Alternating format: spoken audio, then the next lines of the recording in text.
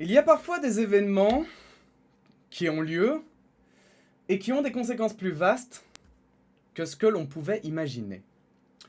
Vous le savez, c'est bientôt les élections législatives en France. C'est dimanche, en réalité, au moment où je tourne cette vidéo. Et ça fait 2 semaines que Emmanuel Macron a dissous l'Assemblée nationale. Alors, on parle de plein de choses. C'est très, très, d'ailleurs, condensé en réalité, hein, puisque c'est très peu de temps pour justement débattre de tout un tas de sujets et parfois assez critiques. Mais aujourd'hui, avant de commencer cette vidéo, je voulais souligner justement les conséquences nous, on ne voit pas, et en l'occurrence que ce soit moi ou d'autres personnes probablement avec un statut similaire au mien, c'est-à-dire qui sont peut-être dans la sauce sur certains points, sur certains sujets, mais concernant le racisme, finalement, on n'en est pas victime. On n'en est pas victime, ou en tout cas pas au degré que l'on pense, et surtout pas au niveau que l'on croit. Parce que, on va en reparler, mais en Belgique, il y a effectivement notamment un racisme de la part des Flamands, mais aussi des Wallons, on en a déjà parlé, qui a lieu, hein, et simplement sur base de la langue. C'est d'ailleurs un exemple que j'utilise souvent pour essayer de, je trouve, conscientiser, je vais dire, les Belges, mais aussi les Français, mais même de manière plus générale les francophones, au fait que lorsque l'on veut diviser les gens, on pourra toujours trouver des raisons de les diviser. Et là, en réalité, je suis face à un phénomène que je ne pensais pas connaître. Donc vous le savez, pour certains d'entre vous, je fais de la création sur Internet, je suis streamer, je fais aussi des vidéos sur YouTube, et j'ai des collègues, évidemment, qui travaillent dans le même milieu. Et parmi ces collègues, j'ai pu en voir plusieurs qui m'ont fait état d'insultes racistes, sexistes, discriminantes, homophobes, dans notamment leurs commentaires, donc par exemple sur Twitch, dans leur chat. Et pas que c'est quelque chose pour lequel ils ne sont pas habitués, parce que pour la plupart, souvent, ils en reçoivent déjà fréquemment, en fait. Hein. Déjà, moi, je suis choqué de voir qu'il y a des gens qui littéralement vont sur des lives ou des vidéos juste pour insulter la personne en fonction de sa couleur de peau, de son sexe, voilà, de ses opinions personnelles par rapport à lui-même. Surtout que souvent, ces personnes-là estiment qu'on devrait respecter leur opinion. Mais l'inverse n'est pas vrai. Donc voilà. Moi, j'avoue que donc, ces personnes, elles sont déjà souvent hein, critiquées pour ce qu'elles sont, simplement. Mais là, depuis en fait la dissolution par Emmanuel Macron de l'Assemblée nationale, apparemment, ça a explosé. Mais exploser, il faut savoir que déjà, c'est des gens, souvent, moi, en fait, même en m'intéressant à tous ces sujets, même en essayant d'être attentif à ce genre de choses, hein, de la discrimination, etc., c'est déjà des choses que ces gens ne m'ont pas racontées au premier abord. C'est des choses qui se sont sues au détour d'une conversation, parce que ces gens sont tellement habitués à être réduits à leur couleur de peau, leur sexe, etc., qu'en réalité, ils y font presque plus... Enfin, c'est devenu normal pour eux. Voilà, il y a des gens qui viennent les insulter pour ce qu'ils sont, et c'est devenu normal. Et moi, là, maintenant, le fait que ça se soit accéléré et que surtout, il y a des gens, juste parce qu'ils parlent français, parce qu'ils sont même pas français, mais juste parce qu'ils parlent français, on leur dit de rentrer chez eux. Moi, j'avoue que je trouve ça choquant. Voilà, je trouve ça choquant, et je me suis dit qu'il fallait peut-être un petit peu conscientiser les uns et les autres sur pourquoi est-ce qu'on censure l'extrême droite. Parce que vous le savez, en Belgique, je suis belge, en Belgique, nous avons ce qu'on appelle un cordon sanitaire, en tout cas dans le sud du pays, à Bruxelles, politique et médiatique. Je le résume hein, pour ceux qui tomberaient sur cette vidéo. Le politique, c'est jamais d'alliance avec l'extrême droite, et le médiatique, c'est jamais d'interview de l'extrême droite et un minimum de relais de ses paroles. C'est-à-dire que par exemple, voilà, en France, obligatoirement, vu que l'extrême droite a des scores super élevés et que c'est un enjeu majeur, etc., les médias ne peuvent pas ne pas en parler. Par contre, ce qu'ils vont faire, c'est qu'ils vont essayer d'en parler au minimum. Essayer d'établir juste les faits les plus importants qui mettraient en avant l'extrême droite. Mais la grande question qu'on me pose toujours, et notamment les Français, c'est pourquoi ? Pourquoi est-ce que comme ça, censure l'extrême droite ? Tout le monde a le droit d'avoir une opinion, le débat d'idées, ça devrait être sans restriction, etc.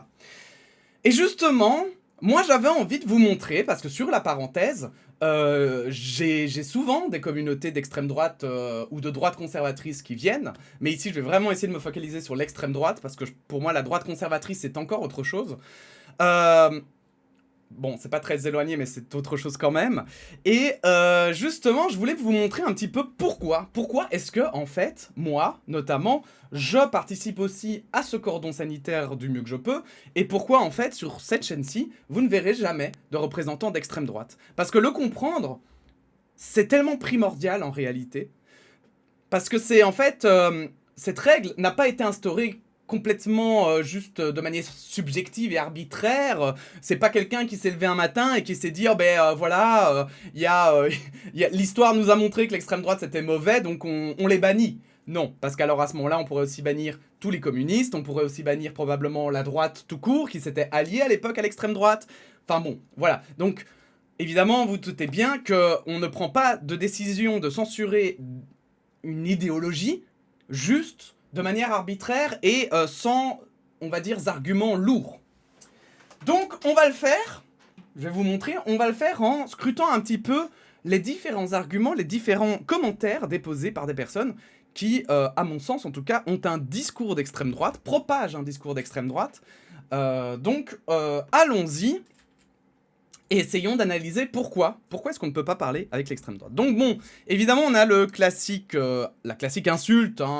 Voilà, ici, une belle tête de gauchiste. Alors, je l'ai pris comme un compliment, évidemment. Hein, voilà, moi, je suis un artiste, donc... donc, il n'y a rien de plus beau que d'avoir une belle tête de gauchiste pour moi. Ça me fait plaisir. Mais voilà, ça déjà, c'était... Pour le souligner, il y en a déjà beaucoup, voilà. Moi, on me dit qu'à gauche, il y en a qui insultent aussi, hein, voilà, la droite, des gens de droite, de fachos, de droitards, etc. Et moi, je suis plutôt contre, enfin, je veux dire même, je suis contre, hein, même à gauche, d'insulter les gens. C'est des choses qu'on évite, à mon sens, de faire, surtout dans un débat d'idées.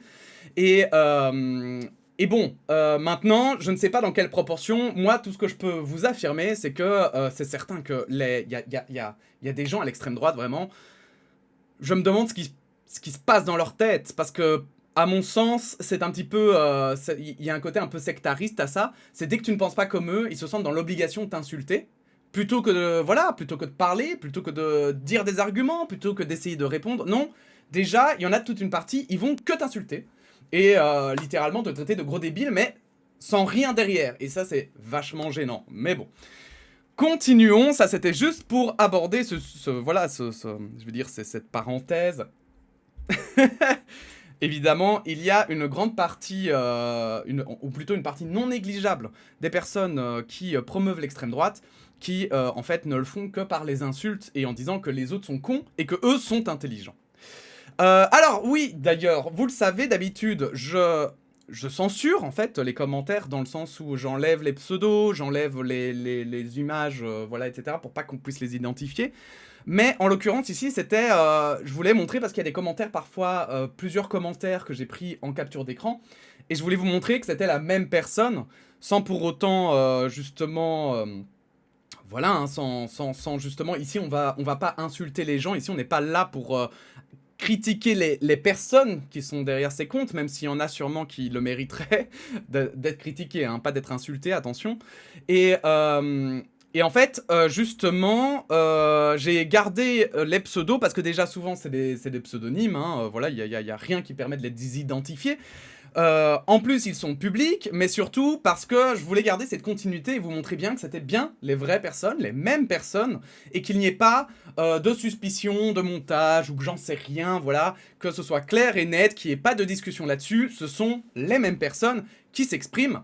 Et je vous demanderai bien sûr, hein, quels que soient vos idéaux, quelles que soient vos idées, vos opinions politiques, je vous rappelle que la règle est toujours la même, pas d'harcèlement, on ne va pas commencer à répondre, à envoyer 1000 messages à quelqu'un en disant qu'il est con, et ne participez pas non plus au harcèlement. Si vous voyez que quelqu'un a déjà répondu à une personne, il n'est pas forcément nécessaire d'en rajouter. Si vous estimez qu'il y a matière à compléter, n'hésitez pas. Mais évidemment, si vous voyez qu'il y a déjà un commentaire qui a répondu à votre place, avec plus ou moins les éléments qui vous intéressaient, allez plutôt le liker par exemple, ou des choses comme ça, plutôt que vraiment, on va dire, contribuer involontairement au harcèlement, parce que souvent ça arrive. Donc, lisons le commentaire. Non, mais la Belgique wallonne, donc ça, c'était sur ma dernière vidéo, je vous la mettrai en fiche. Hein. Non, mais la Belgique wallonne n'est pas une démocratie. C'est une espèce du caserne du politiquement correct. Alors, généralement, quand on commence par le politiquement correct, ça pue, voilà, ça pue, je vais pas vous mentir, hein, mais parler du politiquement correct, c'est mignon, mais tous les partis sont politiquement corrects. Et ça, vraiment, il n'y a pas d'exception. Hein. Je veux dire, c'est pas l'extrême droite, elle est politiquement correcte. L'extrême droite, elle fait tout pour paraître politiquement correcte. C'est juste que maintenant, voilà, elle a réussi à imposer la normalisation du racisme, de propos racistes, de propos antisémites, de propos discriminatoires, je sais pas. Et du coup, aujourd'hui, on ne s'en rend pas compte, mais aujourd'hui, c'est rentré, ils ont réussi à faire rentrer tout ça dans le politiquement correct, et en réalité... maintenant, ce qui est devenu politiquement incorrect, c'est voilà, de le dire clairement, en fait. Hein, je veux dire, c'est... on voit tout le temps l'extrême droite relativiser, par exemple, des insultes racistes, en disant qu'elles ne sont pas racistes, mais que ce sont juste des insultes comme ça. Bon... D'accord, mais vous voyez, ils essayent toujours de faire passer pour du politiquement correct. Quand ils parlent de l'immigration, ils ne disent pas « on veut plus de migrants parce qu'on est raciste ». Ils disent « non », ils transforment ça en « non, on ne veut plus de migrants parce que l'économie, parce que tchic, parce que tchac ». Voilà, c'est du politiquement correct. Parce que la réalité, c'est qu'il y en a tout un tas de personnes qui sont à l'extrême droite et qui sont racistes. Et je vais vous dire même, vous allez le voir dans les commentaires, mais c'est assez affligeant de voir à quel point ils se défendent d'être racistes, tout en tenant parfois des propos hyper racistes. Je veux dire, il n'y a pas d'ambiguïté. Donc voilà, donc le politiquement correct, ça veut tout et rien dire. Il faut peut-être arrêter d'utiliser d'ailleurs cette expression. On l'utilise d'ailleurs plus vraiment, c'est surtout l'extrême droite et la droite conservatrice qui l'utilisent. Et donc... bah voilà, qu'est-ce que vous voulez répondre au politiquement correct? Ok, constat fait par Jean-Michel Anonyme. Et quid de ça? Bon. Pareil, non mais la Belgique wallonne n'est pas une démocratie, rien que ce paragraphe-là est déjà problématique, hein, voilà. Bon, selon qui, selon quoi, selon quels critères? Il faut savoir que même, je veux dire, quand on voit la gauche ou la droite, hein, progressiste ou non, eux-mêmes essayent de définir leur démocratie, et il y a un tas de démocraties différentes qui peuvent exister, et donc, oui, non, enfin, ok, ça... Pour le moment, ça ne dit pas grand-chose, quoi.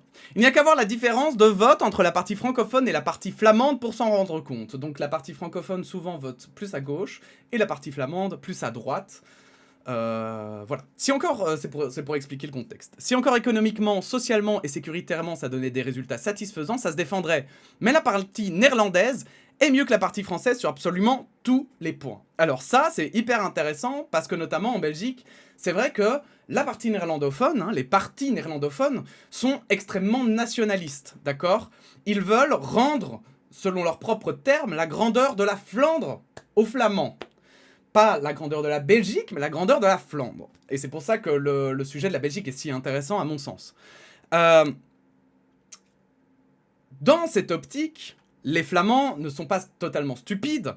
Ils se disent que non seulement ils doivent faire passer aux Flamands ce sentiment d'appartenance qui leur donne l'impression qu'ils sont meilleurs, mais pas que.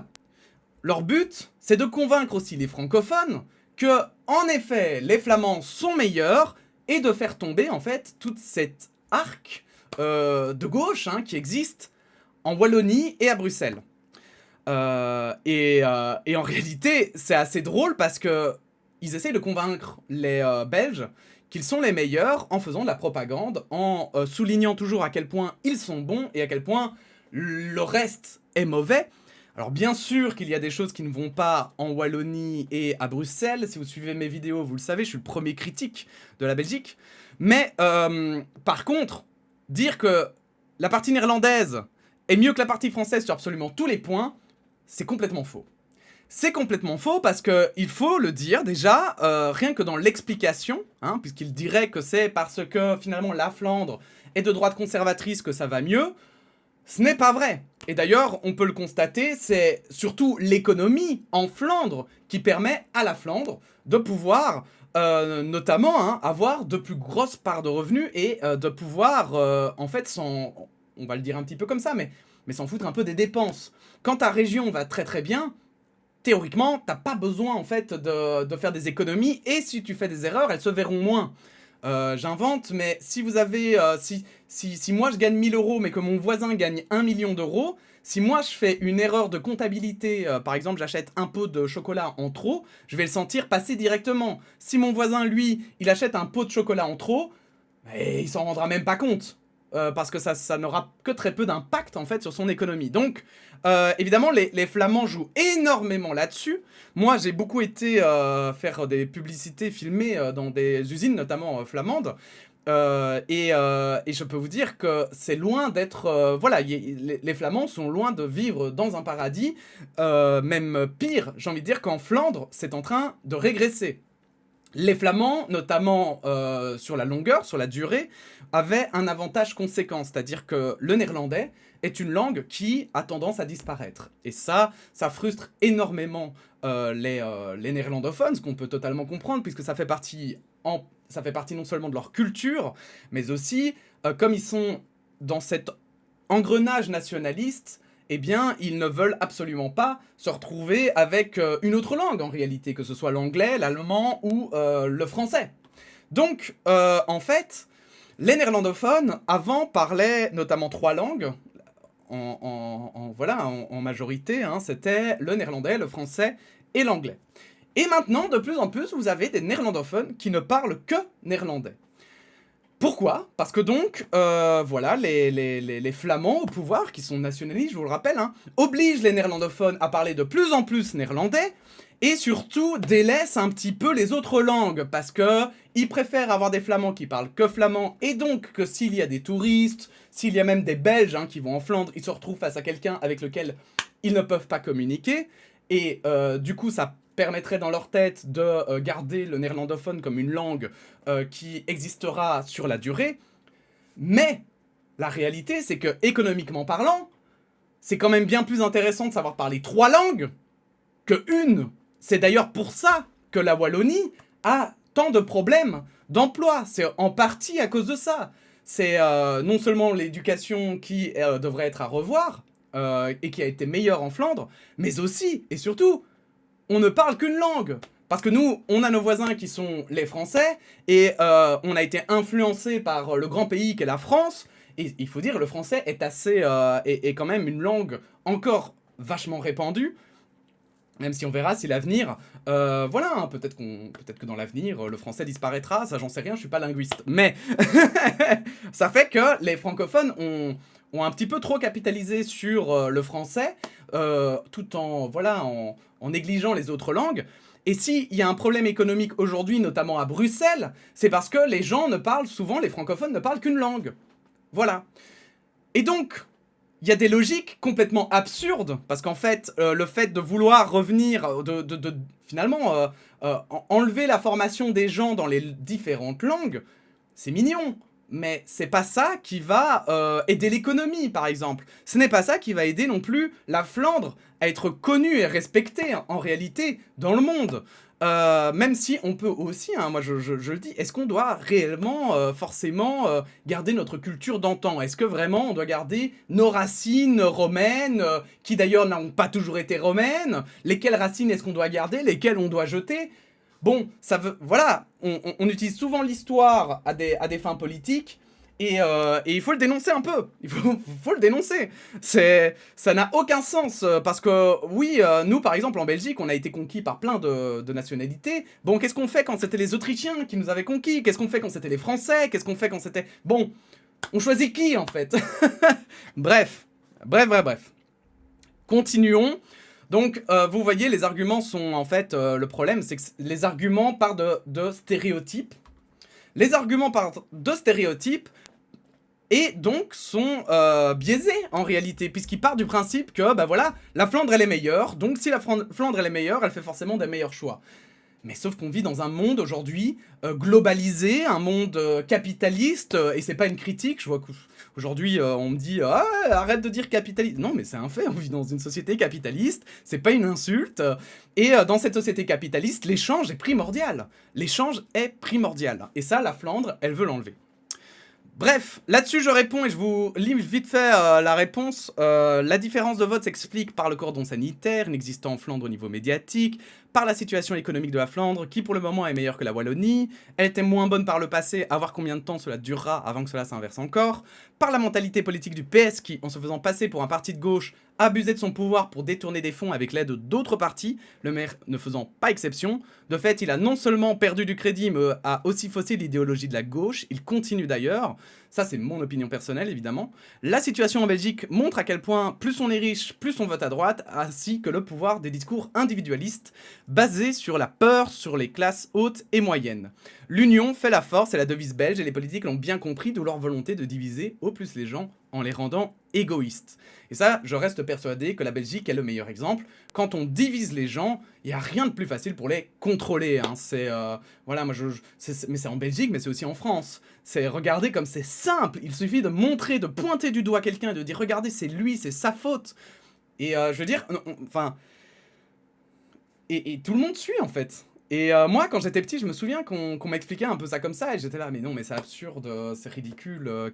Qui, juste parce qu'on lui dit c'est la faute à lui, va plonger et commencer à se baser sur des valeurs arbitraires pour décider qui est meilleur et qui est moins bon. Et pourtant, en fait, c'est exactement ce qui se passe.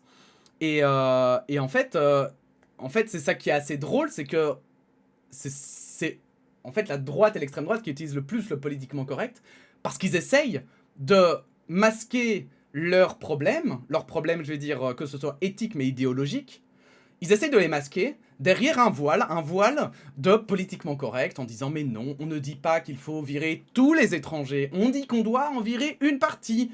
Voilà, mais pour que ce soit vrai, pour que leur logique elle soit vraie, il faudrait qu'elle soit basée sur des informations et sur des données vérifiables.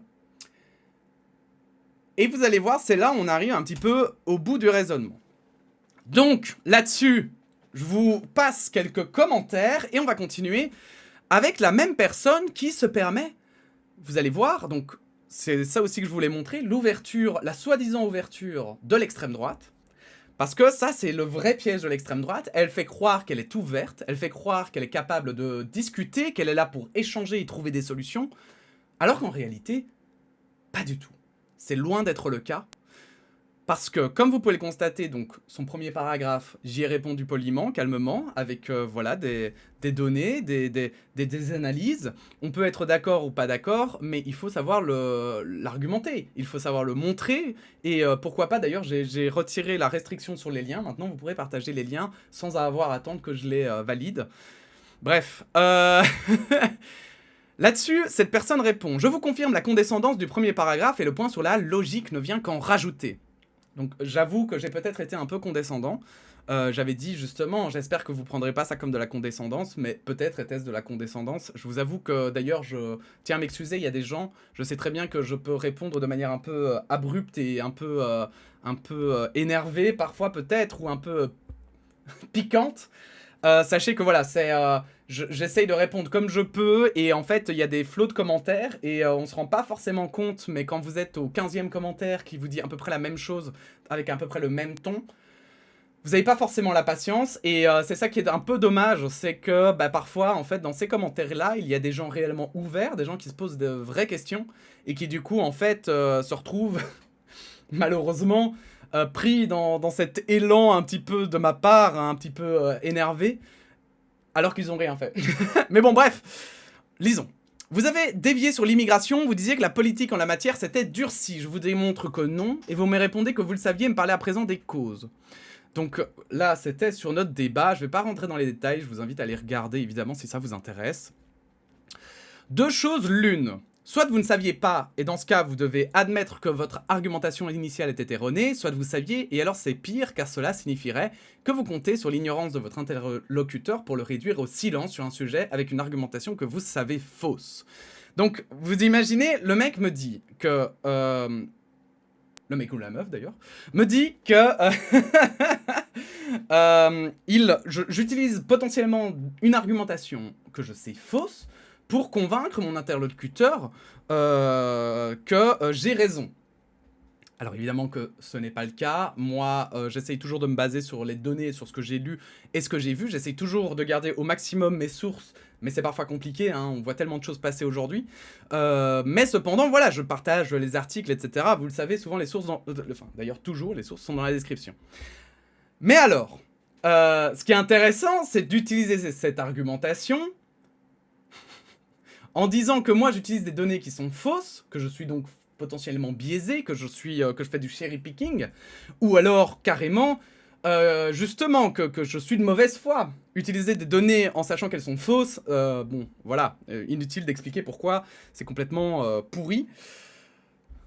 Et voilà ce qu'il continue à dire. Et donc concernant ces causes, quand vous dites que le RN ou les autres partis nationalistes n'en parlent pas, c'est parfaitement faux. L'explosion démographique des pays de départ est régulièrement rappelée pour dénoncer le mythe de l'immigration régulée, qui ne peut évidemment pas l'être dans le cadre actuel.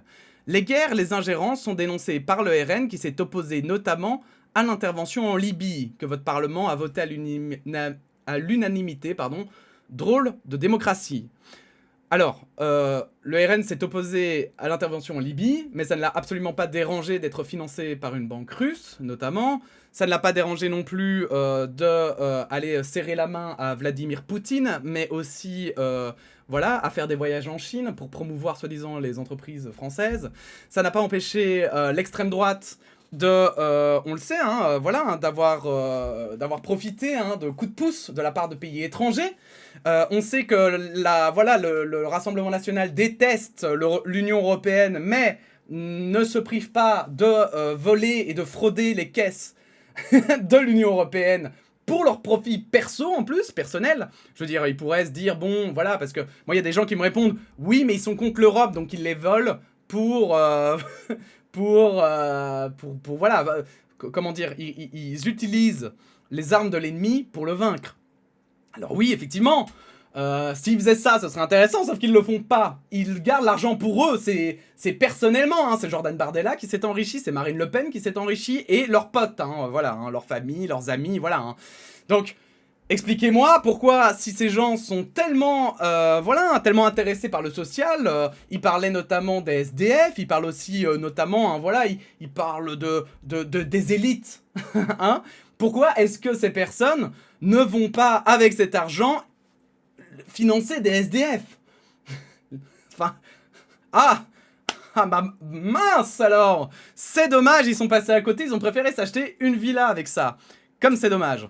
Parce que, bon, moi je suis d'accord que la gauche, en effet, hein, y a des gens à gauche qui sont vraiment des pourris, surtout en Belgique, hein, où il y a vraiment des gens qui fraudent à mort aussi à gauche, et c'est dégueulasse, c'est des gens qui se disent proches du peuple, qui se disent pour le partage des richesses, et les mecs qui s'enrichissent sur le dos des gens. Très bien, mais pourquoi est-ce qu'on devrait le reprocher qu'à la gauche, quoi? Ils sont d'extrême droite, donc ça c'est devenu acceptable?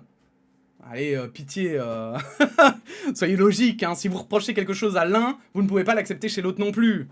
Cela étant posé, le RN, comme les partis proches ainsi que les électeurs, ne se sentent pas responsables du monde et n'attendent pas que leur gouvernement soit une ONG internationale. Nous voulons un gouvernement pour la France et son peuple. Il y a des tragédies dans le monde, nous n'entendons pas mettre la pérennité de notre nation en danger pour les résoudre, sachant les graves problèmes que connaissent déjà les Français et notre manque de moyens pour y remédier. Alors, encore une fois, ça, c'est mignon, mais c'est montrer un manque de compréhension du monde, du système aujourd'hui, économique, mais politique aussi. Du monde, comment il fonctionne, tout court en fait. Ce paragraphe-là, il dit littéralement « Je ne sais pas comment le monde fonctionne, Et moi, je veux détruire... M'en fous si ma perception du monde étant complètement à côté de la plaque, ça pourrait mener à la destruction de la France. Parce que, sans déconner, hein, si vous pensez que la France, juste avec ses terres à elle, donc voilà, hein, même ces îles, hein, voilà, soyons fous, ben, si vous pensez qu'elle peut survivre toute seule, mais vous rêvez, hein, vous rêvez. Vos intérêts, vous allez vous le foutre dans le yonf, hein. Parce que la France, ça, c'est ignoré. Pourquoi est-ce que la France garde des bases au Mali? Pourquoi est-ce que... Enfin, l'essaye en tout cas. Pourquoi est-ce que la France garde des bases en Côte d'Ivoire? Pourquoi est-ce qu'elle essaye de garder... d'avoir un certain pouvoir sur l'Afrique, mais aussi sur l'Asie? Pourquoi est-ce que la France continue à soutenir Israël? Enfin, c'est ne rien, littéralement, c'est ne rien comprendre au monde. Ne rien, en fait, c'est vivre comme au Moyen-Âge. Au Moyen-Âge, voilà, effectivement, on n'était pas encore dans un monde globalisé. Si un truc arrivait en Chine, la France en avait rien à carrer. Voilà. Ça n'allait avoir quasiment pas d'impact. Et encore, je dis quasiment pas d'impact parce qu'on avait déjà à l'époque des impacts. Hein. La route de la soie, si tout à coup elle fermait, bah, les riches européens n'avaient plus droit à des trucs aussi cons que voilà, hein, des costumes, des vêtements de riches. Hein. Donc il fallait trouver d'autres voies. Donc ça faisait changer l'économie. Et ça, je vous le jure que c'est un truc de fou parce que c'est les mêmes gens qui vont dire « Ah oui, mais on veut pas devenir comme l'Afrique. » Mais pourquoi l'Afrique, elle est comme elle l'est aujourd'hui? Certes, on l'a colonisée, mais c'est aussi très mal comprendre et connaître l'histoire de l'Afrique. Et l'histoire de l'Afrique, pourquoi est-ce que l'Europe avait une telle avance technologique et pratique, pas sur tous les aspects, on est d'accord bien sûr, hein, mais une telle avance technologique notamment en matière d'armée, hein, par rapport à l'Afrique? Mais c'est parce que en Afrique, l'Afrique étant un continent tellement grand, eh bien les gens étaient tous isolés. C'était des tribus, des populations isolées. Il y avait des grandes villes, il y avait... voilà, ça commençait à prendre forme. Mais sauf que c'est tellement grand que c'est 10 fois plus difficile que l'Europe de faire, en fait, une structure globalisée, de faire des échanges, de pouvoir... Voilà, surtout qu'en Afrique, tous les pays ne sont pas forcément, on va dire, il y a beaucoup de pays hostiles à la vie humaine. Le désert du Sahara, par exemple, pour prendre l'exemple le plus évident. Mais voilà, donc il fallait, ça demandait comment dire, des évolutions logistiques que nous n'avions pas à connaître en Europe. Et c'est ça qui a fait que l'Afrique, elle était derrière. Et c'est ça qui a fait que nous, on a pu coloniser l'Afrique quasiment en un claquement de doigts. J'exagère, mais c'est un peu ce qui s'est passé. Et c'est pour ça qu'on s'est senti supérieur aussi, hein, derrière. C'est parce que nous, parce qu'on était tellement imbus de nous-mêmes à l'époque, on n'avait pas encore la connaissance, on n'avait pas la science d'aujourd'hui pour nous expliquer pourquoi, comment ça se fait que ces personnes n'étaient pas aussi évoluées. Le Japon, par exemple, voilà, ils ont été, voilà, ils ont avancé bien plus vite que le continent africain, si je dis pas de bêtises, mais je suis pas historien, donc je vais pas faire non plus, pas mettre mon pied trop... je vais quand même faire gaffe.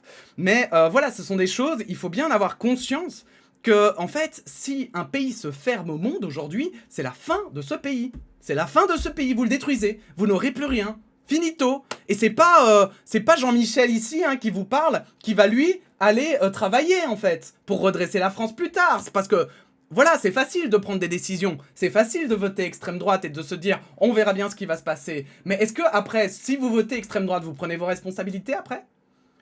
Est-ce que après, vous allez accepter et le dire face aux gens, dire ok, moi j'ai voté extrême droite, je fais partie de cette connerie, et du coup, bah voilà, je vais bosser pour améliorer le monde?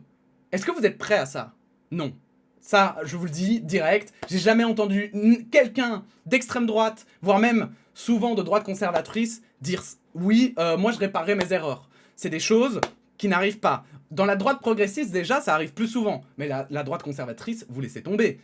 Personne ne va dire oui, moi je vais réparer mes erreurs. C'est un peu comme ceux, vous savez, à gauche qui veulent la révolution, mais qui disent bon, si ça marche pas, tant pis. Enfin, non, il y a un moment donné, il faut assumer aussi ses décisions.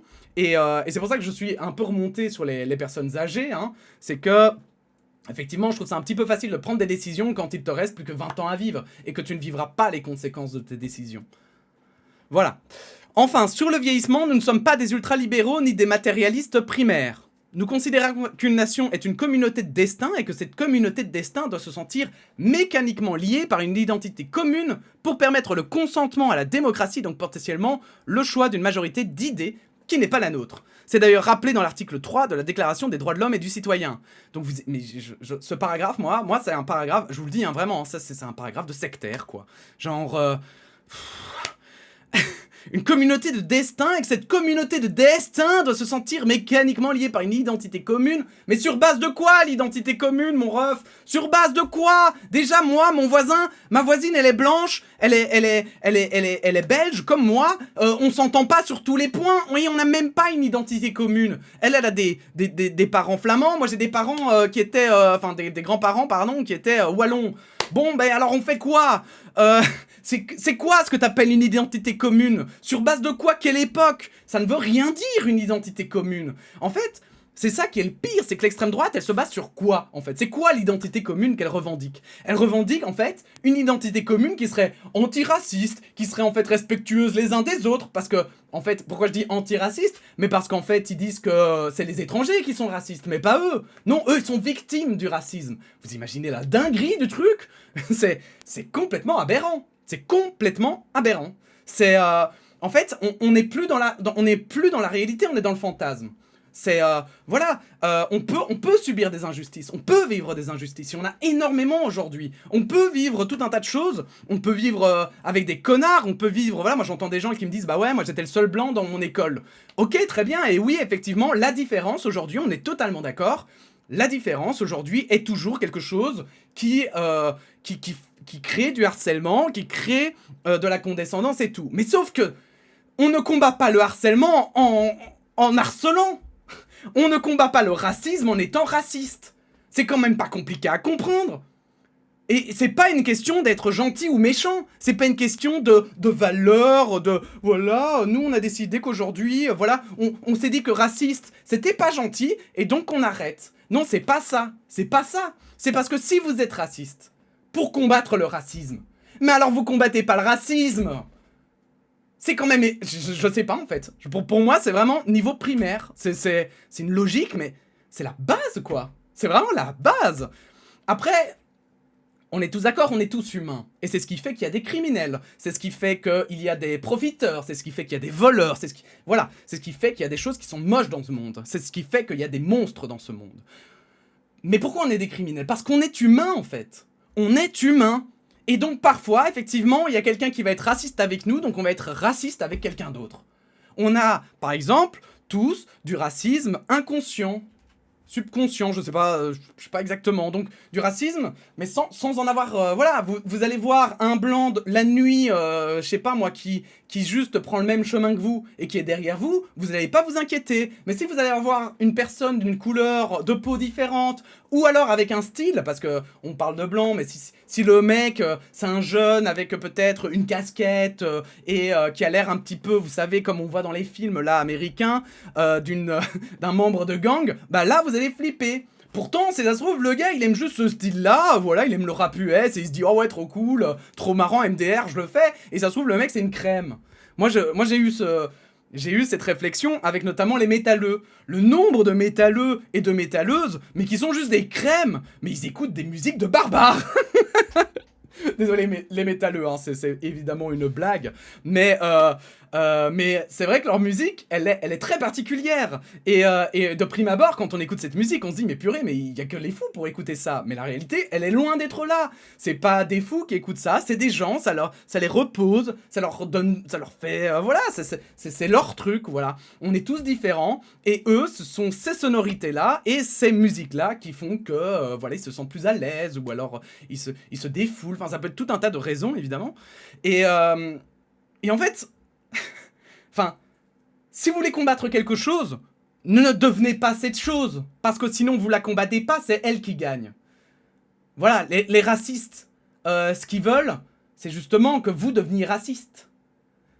Sauf qu'ils vont pas mettre un grand panneau « Salut, je suis raciste, est-ce que tu veux m'accompagner dans mon club ?»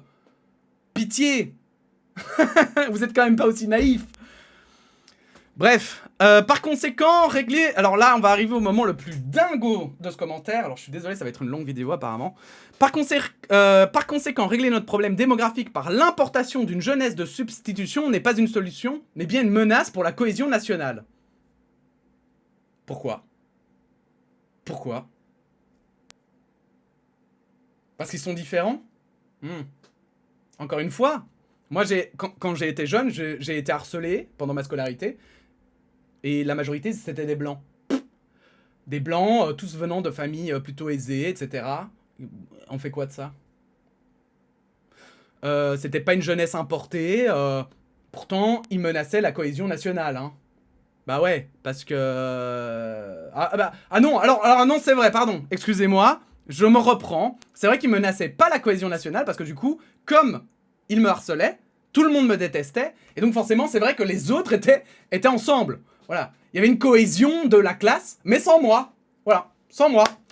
Et sans, évidemment, quelques autres, hein, évidemment. Bon, et c'est pas grave, c'est des dommages... C'est des dommages collatéraux. C'est pas grave. Mais vous êtes... en fait, vous vouliez faire une secte. Non, mais dites-le, vous voulez faire une secte, hein, parce que les sectes, c'est la même chose. Hein, c'est, soit tu es dans la secte, soit tu n'existes plus pour nous. Et tu peux crever la bouche ouverte, on en a plus rien à foutre de toi. En fait, vous voyez, moi ça me fait beaucoup rire parce que c'est des gens qui voient d'ailleurs les étrangers comme parfois des animaux, alors que c'est eux les animaux. C'est eux que les animaux, c'est eux qui voient vraiment l'humain comme des loups ou des singes qui ne sont pas capables de réfléchir, qui ne sont pas capables en fait de créer, de produire de la connaissance, d'être rationnels. Et donc ils se disent, comme moi je suis pas rationnel, les autres ne le sont pas, donc voilà, on doit vraiment se serrer les coudes entre nous. Et évidemment, ça les arrange tant qu'ils sont dans ce groupe. Hein, voilà. Si un jour, on dit que les chômeurs, par exemple, doivent être virés du pays, vous imaginez bien que ce mec qui est probablement, d'ailleurs, pas travailleur, parce que, je sais pas, la majorité, je sais pas pourquoi, mais souvent, c'est des gens, d'ailleurs, qui sont eux-mêmes pauvres. Hein, c'est ça qui est assez marrant dans l'extrême droite. Hein, c'est que, en fait... ils arrivent à convaincre des pauvres qu'ils doivent détester les gens plus pauvres qu'eux. Bref. Mais en réalité, ce mec, il a ce vocabulaire-là, il est capable de dire ça. Et puis le jour où ça tombera sur lui et qu'on dira, ben c'est toi qui dois dégager. Ah là, par contre, ce sera différent. Ah là, je sais pas pourquoi, mais je sens que la cohésion nationale, le fait, voilà, de l'identité commune, tout ça...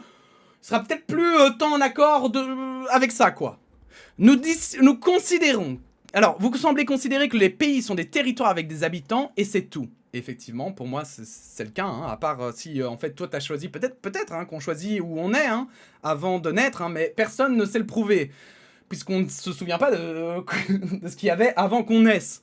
Bon, nous considérons qu'ils sont l'expression d'une volonté d'être en commun, le fruit d'une transmission par nos aînés et un trésor à transmettre à nos héritiers pour qu'à leur tour, ils en prennent soin en ayant conscience de qui ils sont et de qui ils tiennent. C'est une manière de parler éternellement au monde et d'exister à travers ce que nous créons, comme un parent avec l'éducation qu'il offre à ses enfants. Et moi, ce paragraphe, je vous jure, hein, il m'a choqué. Il m'a choqué, je me suis dit, mais c'est pas possible là, j'ai un mec sous coke. J'ai un mec là, je l'ai perdu, c'est fini. Le gars il est parti 20 000 lieues sous les mers. On ne le reverra plus jamais. Vous imaginez ce qu'il dit? Nous considérons qu'ils sont l'expression d'une volonté d'être en commun, le fruit d'une transmission par nos aînés et un trésor à transmettre à nos héritiers pour qu'à leur tour, ils en prennent soin en ayant conscience de qui ils sont et de qui ils le tiennent. Donc en gros, monsieur ne veut pas que le monde évolue. Monsieur veut que le monde reste figé à jamais comme il est. À jamais. C'est pas une blague, hein, c'est ce qu'il dit là. Vraiment, c'est ce qu'il dit. D'une transmission, un trésor à transmettre. En plus, c'est un fantasme total. Qu'est-ce qu'il en sait même de ce que ses arrière-arrière-grands-parents pensaient? Vous vous en souvenez, vous, de ce que vos arrière-arrière-grands-parents pensaient? Ben non, vous vous en souvenez pas. C'était les grands-parents de vos grands-parents. Qu'est-ce que vous voulez savoir ce qu'ils pensaient? Alors, moi, je m'y suis intéressé. Et j'ai demandé à mes grands-parents. Et déjà, mes grands-parents... Par exemple, moi j'avais mon grand-père qui disait que son père était un enfoiré. Et j'avais ma tante, ma grande-tante en fait, qui elle, donc qui était la sœur de mon grand-père, qui elle disait que c'était une crème. Rien que là, vous voyez, vous avez deux versions d'une même personne. Rien que là. Et pourquoi est-ce qu'ils avaient deux versions d'une même personne? Mais parce qu'en fait, vous savez quoi? Mon arrière-grand-père, du coup, hein, donc le père de mon grand-père, eh ben il était hyper gentil avec sa fille, mais hyper exigeant avec son fils. Voilà. Et sauf qu'il ne le montrait pas devant sa fille, et qu'en réalité, il n'avait pas du tout le même rapport qu'il avait avec sa fille qu'avec son fils. Donc, qu'est-ce que c'est que ce délire ici? Qu'est-ce que vous en savez que votre arrière-arrière-arrière-arrière-arrière-grand-père pouvait penser? Si ça se trouve, c'était un gros connard. Si ça se trouve, c'était quelqu'un d'extrêmement bien. Si ça se trouve, il trouve que ce que vous dites là, c'est de la grosse merde. Si ça se trouve, c'était un humaniste qui travaillait à faire en sorte que tout le monde ait les connaissances nécessaires. Bref, c'est un fantasme total. C'est un fantasme total. Vous ne pouvez pas dire ça. Vous ne pouvez pas adhérer à ça. Parce que ça, c'est de la folie. Et si vous vous dites « Oh mais non, mais moi je vote RN, mais je ne pense pas ça. Moi je vote extrême droite, mais je pense pas du tout comme ça. » Mais c'est ces idées-là que vous êtes en train de voter. Vous encouragez ces mecs-là. Ces mecs-là qui estiment que leur vision est la meilleure de toutes. Mais moi, je sais pas, hein, mais moi, je dis ça. Moi, je me dis que le gars, c'est pas mon voisin, lui. Moi, je préfère virer des gars comme lui que des étrangers, en vrai. Hein. Moi, je vous le dis, hein, premier degré. Hein. Premier degré, hein. Donc, bref, c'est ce point-là qui nous différencie fondamentalement. Oui, alors, c'est une manière de parler éternellement au monde. Faut s'imaginer la dinguerie, quoi. Le mec qui veut... Le mec qui croit... En fait, le mec, il se prend pour Dieu, hein, voilà, simplement. C'est ce point-là qui nous différencie fondamentalement. Et croyez bien que si cette différence de valeur vous choque, elle nous choque tout autant vous concernant. Vous m'objecterez que des gens nés ailleurs peuvent s'inscrire dans cette filiation. Je vous répondrai que oui, mais que cette capacité d'assimilation n'est pas infinie et que notre pays est à présent saturé. Et voilà, encore une fois, monsieur estime que le pays est saturé. Sur base de quoi? De rien. Alors, je suis un peu malhonnête, je vous l'avoue. Si, il y a quelques sources, hein, de mecs, de scientifiques avec des gros guillemets, de gens qui sont très souvent liés à l'extrême droite, des gens qui effectivement ne sont pas en fait, qui sont rejetés par les milieux scientifiques et économiques, tout ce que vous voulez, sociaux. Et eux en fait, ils ont le fait d'être rejetés pour ces personnes-là, ça leur donne de la crédibilité. Ah mais oui, mais si on les a rejetés, c'est qu'ils doivent dire des choses qui sont vraies. Et ça, je trouve que c'est un truc de dingue. J'espère qu'on va un jour, qu'un jour, il y aura un nom à ça. Ça existe peut-être déjà, hein. Mais moi, ça me trouve le cul aujourd'hui, pour le dire très poliment, à quel point c'est facile de devenir crédible. Et en fait, il y a cet argument vraiment, hein, plus t'es rejeté et plus pour ces personnes-là, tu seras crédible. Pourtant, désolé, mais c'est pas... On parle souvent des gens, parce que c'est des histoires justement exceptionnelles, on en parle dans l'histoire de ces personnes qui ont été rejetées et qui avaient raison. Mais elles étaient combien? Combien sur des centaines de milliers de personnes qui, à l'époque, avec les données qu'ils avaient, faisaient des conclusions justement qui étaient plus proches de la réalité? Je veux dire, faut un petit peu ouvrir les yeux peut-être. Et puis surtout, là, avec la science moderne, combien de gars, vraiment, sortant de nulle part, par rapport, mais je parle par rapport au nombre de scientifiques, hein, par rapport aux découvertes scientifiques qui ont été faites. Combien sont des gars qui étaient tout seuls et qui disaient un truc qui n'avait aucun sens par rapport aux données qu'on avait? Je sais même pas si on a dans la science moderne. Dans vraiment, je veux dire, là, on a une méthode scientifique qui est tellement efficace. Il faut vraiment avoir du bol, en fait. Faut avoir du bol pour avoir l'intuition d'un truc qui serait à contre-courant total de toutes les preuves qu'on a. Donc, le fait de dire que le pays est saturé, c'est très mignon, mais il va falloir un petit peu plus... va falloir aller un peu plus loin. Parce que justement, et ça, vous l'aurez en fiche aussi, parce qu'on va parler de cette vidéo-là, mais au contraire, les économistes... mais pas que, hein, les économistes, sociologues, etc., eux conseillent d'accepter des immigrés jeunes. Parce qu'on a besoin de main-d'œuvre, en fait. Et notamment en Belgique, on a plus d'offres d'emploi que de chômeurs. C'est qui va travailler? Les fantômes? L'IA? Qu'est-ce que vous voulez, en fait? Bref. Continuons. Alors, nous avons donc un autre commentaire ici. Pareil, j'aimerais bien savoir, quelqu'un qui nous dit, j'aimerais bien savoir combien Squeezie a touché pour poster ce paragraphe, qu'il n'a d'ailleurs pas écrit lui-même. Donc c'est sous la vidéo Squeezie et Thibaut InShape. J'ai dit que c'était la dernière, mais c'est l'avant-dernière, je pense. Bon, elle sera là de toute façon. Là-dessus, moi, je réponds parce que, bon, c'est bien en fait d'affirmer des trucs, mais moi je peux dire aussi que les licornes de l'espace existent.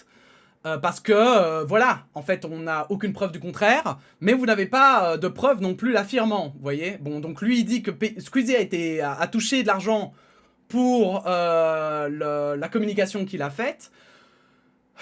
D'accord, mais on peut avoir des preuves. On peut avoir des preuves. Je vais vous dire, hein, sincèrement, c'est comme les preuves sur la France Insoumise qui est antisémite. J'en ai toujours pas reçu. On m'a envoyé des trucs. J'ai dit, ok, mais c'est soumis à interprétation. Et on me dit, ah oui, d'accord, mais l'une des interprétations, c'est que c'est peut-être antisémite. Oui, d'accord. Mais alors pourquoi est-ce qu'on fait pas la même chose avec l'extrême droite? Pourquoi est-ce que l'extrême droite, elle, a ce droit de, ah bah non, peut-être qu'avec l'interprétation, ça peut être pris autrement, mais que la gauche, elle l'a pas. La gauche, tout est pris au mot près. Bon bah d'accord, écoutez, je ne sais pas quoi vous dire, hein, mais moi personnellement, je mets les mêmes, voilà, je mets les mêmes valeurs, enfin j'essaye en tout cas, hein, d'être le plus équitable possible, et si je reproche quelque chose à l'un, je vais le reprocher à l'autre. Donc là-dessus, moi je réponds toujours moins que le RN avec les virements russes dans ses caisses, et bravo, vous apprenez que Squeezie a une équipe pour l'aider à prendre des décisions et rédiger. Incroyable, quelle découverte, vous êtes trop malin, parce que effectivement, c'est pas très compliqué à comprendre que Squeezie n'a pas écrit lui-même tout seul ce paragraphe, ça aurait été d'ailleurs assez stupide, et n'importe qui a un minimum de responsabilité en réalité et qui veut faire une communication pas dégueu, va au moins le faire relire par ses proches, pour, ou des gens de confiance, pour avoir leur avis éclairé sur la question. Parce que vous pouvez très bien dire des choses peut-être mal ou mal communiquées. Donc bon, faut peut-être... évidemment. Bon, là-dessus, il répond ouais, ok, on parle de deux choses différentes. Financement d'un parti, parce que les banques françaises refusent de lui prêter, et un influenceur payé pour faire de la propagande. Alors là, il faudra m'expliquer en quoi c'est deux choses différentes. On parle en fait En fait, dans les deux cas, on parle de corruption. C'est juste ça, hein, parce que être payé pour faire de la propagande, c'est de la corruption, puisque éthiquement, c'est à minima critiquable éthiquement, mais ça peut aller plus loin. Et le financement d'un parti par des puissances étrangères, c'est de la corruption, voire de la trahison. Hein. Donc j'ai envie de dire, c'est pire. Mais bon, très bizarre, hein, ce deux poids deux mesures, comme ça, c'est extrêmement bizarre. Surtout qu'il faut bien le rappeler que si aucune banque française ne voulait prêter au Rassemblement National de l'argent, c'est parce que en fait, ils sont en faillite. Hein, voilà, c'est un parti qui allait tomber. Hein, et bizarrement, les Russes, eux, ils voulaient pas qu'il tombe. Mais tiens donc, comme c'est étrange, ça ne donnerait pas une indication que nos adversaires politiques, économiques, espèrent que l'extrême droite réussisse? Non? Je ne sais pas. Parce que, bon, dire que les Russes sont communistes et que donc ce sont nos ennemis, c'est mignon, hein, c'est mignon de le dire quand ça vous arrange. Mais le fait que des communistes financent un parti d'extrême droite, ça vous dérange pas apparemment? Parce que par contre, il a été prouvé, hein, voilà, Mediapart, je pense, de mémoire, c'est un article de Mediapart, mais pas que, ça a été fait, c'est un consortium de journalistes qui l'avait fait, il me semble, mais pas sûr. Bon bref, le mec a recraché un texte, j'ai vu passer exactement les mêmes choses sur les comptes d'autres personnes influentes et moins influentes sur les réseaux. Sinon, je ne vis pas en France et je ne suis pas particulièrement pro-RN, retenez bien cette phrase. Donc je ne rentre pas dans la petite guéguerre au cas où tu pensais m'attaquer en le pensant. Ça m'agace simplement de voir des moralisateurs subventionnés, qui souvent sont complètement en décalage avec le quotidien de leur audience, donner des consignes de vote, dans un sens comme dans l'autre d'ailleurs. Donc évidemment, si vous êtes pauvre, hein, parce que voilà, hein, c'est ça qui fait référence à ça, hein, c'est notamment les réflexions qui ont été faites aux influenceurs fortunés pour... voilà, qui promouvaient le Front Populaire alors qu'ils étaient multimillionnaires, pour certains. Ok, très bien. Mais donc, moi, j'ai envie de dire l'inverse. C'est pourquoi est-ce que vous votez pour la droite ou l'extrême droite si, en fait, vous êtes pauvre? Visiblement, c'est interdit. Voilà, c'est interdit. Monsieur a décidé, hein, voilà, on ne peut pas donner de consigne de vote. Donc, vous pouvez pas le dire aussi. Vous pouvez pas dire que pour vous, justement, la théorie du ruissellement, ou j'en sais rien, ou que simplement, même le capitalisme est la solution hein, à nos problèmes. Vous ne pouvez pas le dire si vous êtes pauvre. Voilà. Vous devez avoir minimum 1 million d'euros. Voilà. C'est comme ça. Sinon, vous pouvez pas en faire la promotion. Vous pouvez le garder pour vous, peut-être, mais vous pouvez pas le faire en promotion. Bon, retenez bien ça, hein, donc voilà, hein, donc encore une fois, quelqu'un qui fait preuve d'une soi-disant ouverture, hein, qui fait comme s'il allait discuter, voire même, il dit « je ne suis pas pro-RN, et même, c'est pas mon pays, donc je m'en fous ». Voilà, parce que c'est ce qu'il dit, hein, voilà, c'est pas mon pays, donc je m'en fous, très bien, très très bien. Et voyons voir ce qu'il va dire autre part, un autre commentaire.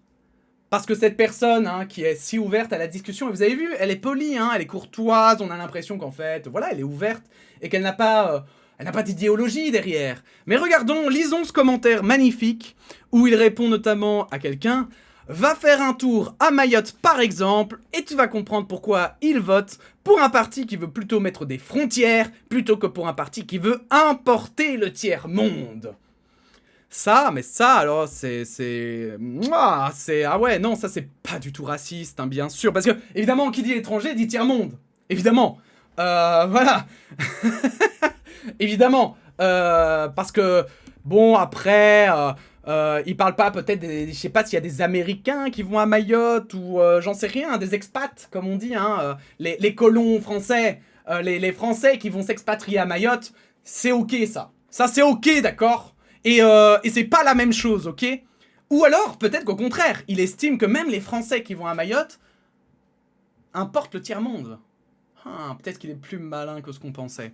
Bref, bah écoutez, moi je ne sais pas quoi dire, hein, c'est complètement raciste, c'est complètement stupide.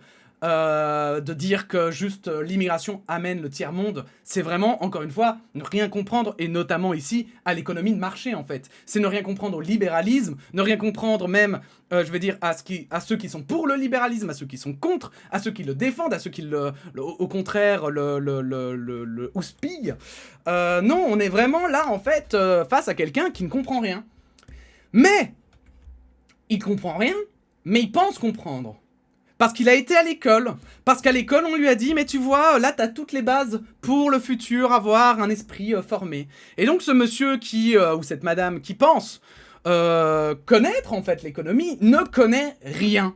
Mais elle pense connaître, et donc comme elle pense connaître, elle se dit que son avis est justifié, et qu'elle a le droit de le dire. Et elle ne s'en rend même pas compte du ridicule de son intervention.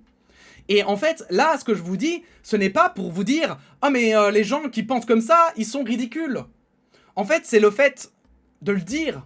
C'est qu'en fait, effectivement, ils ont l'air ridicules. Mais le ridicule, c'est surtout s'ils continuent à penser comme ça et à fermer les yeux. C'est un petit peu comme... voilà, comme n'importe qui, hein, en fait. N'importe quelle idéologie, hein, que ce soit une religion, mais que ce soit aussi... voilà, hein, on parlait des sectes, on parlait aussi ben, voilà, des idéologies, mais des partis, de la politique, etc. En fait... c'est comme ça qu'on tombe dans l'extrême, c'est quand on coupe complètement notre cerveau à toute critique, qu'on se dit que de toute façon notre avis il est le bon et les autres ils disent que de la merde, et qu'on n'a plus besoin d'arguments, parce que de toute façon nous on a compris, nous on a raison, et les autres pas. On est plus intelligent que les autres, et c'est tout ce qui nous suffit. Mais en fait quand vous pensez que vous êtes plus intelligent que les autres, c'est que vous êtes le plus con. Tout simplement. Voilà. Je vous le dis, et pourtant, c'est tentant, hein. On a tous envie de penser qu'on est hyper brillant, qu'on est vraiment au-dessus de tout, et que vraiment les gens, finalement, en dessous de nous, sont tellement cons, nos voisins, nos cousins, je sais pas. Mais la réalité, elle est tout autre. Vraiment, hein. On est tous vraiment ignorants, hein. Je veux dire, quand vous imaginez, l'être humain ne peut maîtriser aujourd'hui qu'une seule matière, on se dit, waouh, c'est incroyable, mais si ça se trouve, il y a d'autres êtres dans l'univers qui maîtrisent 10 matières. Qui savent, eux, retenir 10 matières, qui savent étudier plusieurs matières en même temps. Enfin, je veux dire, faut pas croire, hein, on a que nous comme repère, donc forcément, on a l'impression d'être intelligent, mais c'est pas si simple. Puis, il faut pas aussi oublier que l'intelligence, notre cerveau, on le comprend encore extrêmement mal. Il y a encore tellement d'inconnus dans notre cerveau. Rien que le test de QI... Ok, ça a une validité, ok, ça peut montrer certaines aptitudes ou inaptitudes, mais la réalité est aussi qu'il y a des gens qui vont rater le test de QI, mais qui seront par exemple des artisans exceptionnels, ou qui vont être même des data analystes exceptionnels. Enfin, vraiment, il faut jamais oublier en réalité qui on est, il faut toujours avoir cette humilité, cette...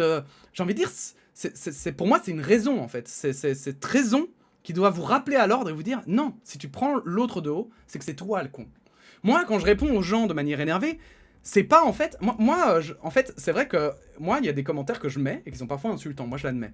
Mais la réalité, c'est qu'en fait, moi, j'essaye de montrer à quel point c'est absurde. Moi, je sais que c'est pas efficace, hein, mais c'est pour moi, je me dis, mais c'est pour les gens qui vont le lire, parce que moi, voilà, justement, ces gens-là, vous ne les convaincrez pas. Vous ne les convaincrez pas qu'ils ont tort. C'est fini, on les a perdus. Il n'y a que eux-mêmes qui peuvent se sauver. Et ça, ils peuvent le faire que quand il y aura un moment donné, que ce soit leurs proches ou je ne sais quoi, qui va réussir, en fait, à percer ce mur qu'ils ont érigé d'intelligence, soi-disant. Mais la réalité, c'est qu'en fait, il faut toujours être aux aguets, toujours être aux affûts. Et moi, en fait, quand je commente ces gens-là, et parfois, effectivement, je tourne leurs arguments au ridicule, mais c'est surtout pour les gens qui lisent, en réalité. Parce que j'estime qu'il ne faut pas abandonner, il faut répondre à ces gens-là. Ces gens-là, en fait, comme ils sont tellement pétris de certitude, ils vont le répéter à qui veut l'entendre. Et même ceux qui ne veulent pas l'entendre, ils leur diront. Ils vont essayer d'imposer leurs idées, parce qu'ils sont persuadés que c'est vrai. Ce sont littéralement hein, j'ai envie de dire, comment on appelle ça, des prophètes. Ce sont des prophètes de leurs croyances. De leurs croyances en l'extrême droite, de leurs croyances en... ça peut être n'importe quoi. De leurs croyances en libéralisme, de croyances au communisme. Il y en a, c'est comme ça aussi. Hein. Je peux pas mentir, il y en a à gauche, c'est comme ça, j'en ai déjà vu. Et c'est hyper malaisant d'ailleurs quand ce sont des gens de gauche. Moi j'ai déjà vu des gens de gauche où je me suis dit mais finalement ils sont pas si loin, leur mentalité n'est pas si loin de l'extrême droite, ils sont persuadés d'avoir raison et au final ils ont pas bien, en fait ils ont pas compris l'essence, ils ont pas compris le fond de ce qu'ils disent. Ils disent que c'est bien parce qu'on leur a dit que c'était bien, mais ils ne comprennent pas pourquoi c'est bien. Et pour moi ça c'est autant une erreur que quelqu'un qui voilà hein, qui est d'extrême droite, qui pense que c'est bien parce qu'on lui a dit que c'était bien, et puis c'est tout. Mais du coup, moi, c'est ça que je pense, c'est qu'en réalité, moi, je crois en la seconde chance, je pense que les gens, on évolue tous. Et je pense que ces personnes-là, il y en a malheureusement, on ne les récupérera jamais, elles sont tellement loin, et puis même si un jour elles se rendent compte de l'absurdité de ce qu'elles ont dit, moi il y en a, je l'imagine, je réfléchis en arrière, je me dis, mais si après un jour elles reprennent conscience et connaissance, mais elles vont lire leurs commentaires et elles vont juste... Enfin, plus jamais elles sauront se regarder dans une glace. C'est finito. Comment tu peux te regarder dans une glace quand t'as eu des propos pareils ? Il faut avoir un courage immense, en fait. Hein. Il faut avoir un courage immense pour pouvoir se dire « J'ai été tellement con, et le dire aux gens. Parce qu'en plus, les gens... Et ça on doit tous l'apprendre, hein, et moi le premier aussi, hein, à être respectueux, en fait, des erreurs des autres. C'est-à-dire que moi je pense qu'on est vraiment on est trop exigeant aussi avec les gens. Et il faut savoir accepter et accompagner les gens qui savent se regarder dans une glace et se dire putain mais j'ai déconné, je disais de la merde. Ça c'est important. C'est important de savoir accompagner ces gens-là et de ne pas juste les abandonner à leur sort et de leur dire et de se moquer d'eux parce qu'ils ont été cons. On est tous cons un jour et il faut savoir l'accepter et le respecter en fait. On a tous le droit d'être cons parce qu'on est humain et que l'humain malheureusement il y a les émotions qui rentrent et tout un tas d'autres problèmes. Alors, on va finir notre petit tour évidemment sur cette vidéo sur la natalité. Donc je vais un peu le résumer, hein, voilà. Donc c'est cette vidéo, j'avais fait une vidéo sur la natalité en Belgique où je notamment lisais un article avec différents experts hein, qui voilà, donnaient leur analyse de la natalité en Belgique, qui est en baisse, qui, depuis le baby-boom, ne se porte pas bien et qui pose tout un certain nombre de défis et de questions, notamment sur notre modèle économique de financement des retraites, etc. etc. Et donc, on avait des experts, mais des experts de plusieurs. Il y avait des experts universitaires, un de l'ULB de mémoire, un de l'UCL, et on avait aussi un expert de la Ligue des familles, qui est un organisme indépendant, et qui s'occupe de mémoire, hein, qui s'occupe justement d'analyser tout ça, et qui n'a pas toujours été dans le sens des chercheurs, justement, qui pensaient un petit peu comme... voilà, comme Vichy, comme De Gaulle à l'époque, hein, dans ces années-là, parce qu'il existe depuis les années 50, je crois. C'est cet institut. Donc du coup, voilà, elle donnait son analyse et elle allait dans le sens des chercheurs maintenant. Elle était très critique sur son passé, justement. La personne qui présentait disait que, justement, nous avions, par le passé, la Belgique avait des politiques natalistes qui étaient inefficaces et qu'au final, aujourd'hui, c'est l'immigration qui pourrait sauver la Belgique, mais aussi d'autres pays d'Europe. Comment vous dire que cette vidéo a été littéralement... J'ai eu que... Déjà, en fait, je ne sais pas pourquoi, mais il y a des... Enfin, non, si, je sais pourquoi, mais il y a des sujets qui intéressent beaucoup plus, évidemment, certaines communautés que d'autres. Vous le savez, moi, je fais des titres très putaclic, mais surtout pour des gens qui ne sont pas d'accord avec moi, parce que c'est ça qui m'intéresse. Et... Oh, sur cette vidéo, c'était catastrophique, parce que on a littéralement des gens qui viennent avec leurs certitudes et qui les imposent, et qui disent, en fait, moi, je sais mieux que des experts, que des universitaires. Ici, c'était vraiment... C'était que des experts. Je vous invite à aller voir la vidéo pour faire votre propre opinion. Mais c'était des gens, voilà, c'est des gens difficiles de dire, c'est des gens qui travaillent toute la journée là-dessus, c'est leur travail. Mais Jean-Michel, évidemment, du fin fond de la campagne, avec Facebook, connaît mieux que des chercheurs universitaires, c'est connu. Et donc nous avions ce genre de commentaires, une longue vidéo et même pas un mot sur le grand remplacement à l'œuvre en Europe. Je suis déçu. Ça c'est l'extrême droite, hein. Quand vous votez extrême droite, vous votez pour ça. Et là-dessus, moi j'ai répondu, j'ai pas non plus parlé de la Terre plate, difficile de parler des sujets conspi. Parce que c'est un sujet conspi, le grand remplacement, c'est conspirationniste. C'est entièrement conspirationniste. D'ailleurs, qui parle le plus de grand remplacement, c'est les gens qui ne sont jamais en contact avec des étrangers, ou très peu. Voilà. Et c'est ça qui est incroyable. C'est ça qui est dingue. C'est que moi, je ne vois jamais, et je veux dire, je l'observe vraiment, hein, je trouve que ça devient de plus en plus grave, mais en réalité, j'entends jamais plus de gens racistes que dans les campagnes, et ces gens-là, et ça ne veut pas dire que tous les campagnards sont racistes, ne me fait pas dire ce que je n'ai pas dit, mais c'est clair que j'entends des réflexions que je n'entends pas forcément de gens bruxellois, par exemple.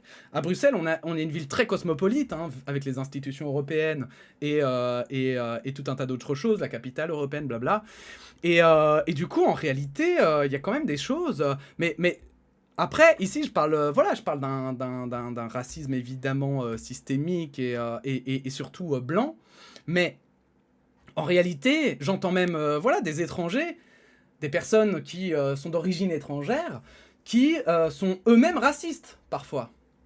Et c'est ce que j'arrête pas de répéter, et c'est ça qui me tue, hein, c'est que si vous pensez qu'il y a que les blancs qui votent extrême droite, c'est une erreur. C'est vraiment une erreur de jugement. Moi, j'ai vraiment connu des migrants, des gens qui votaient extrême droite, enfin, plutôt des enfants de migrants, parce qu'ils estimaient... Alors oui, c'est vrai, en fait, hein, ils sont français, ils sont belges, hein, puisque du coup, c'est des enfants, souvent. C'est rarement, en fait, les migrants eux-mêmes ou les étrangers eux-mêmes qui sont arrivés qui font ça.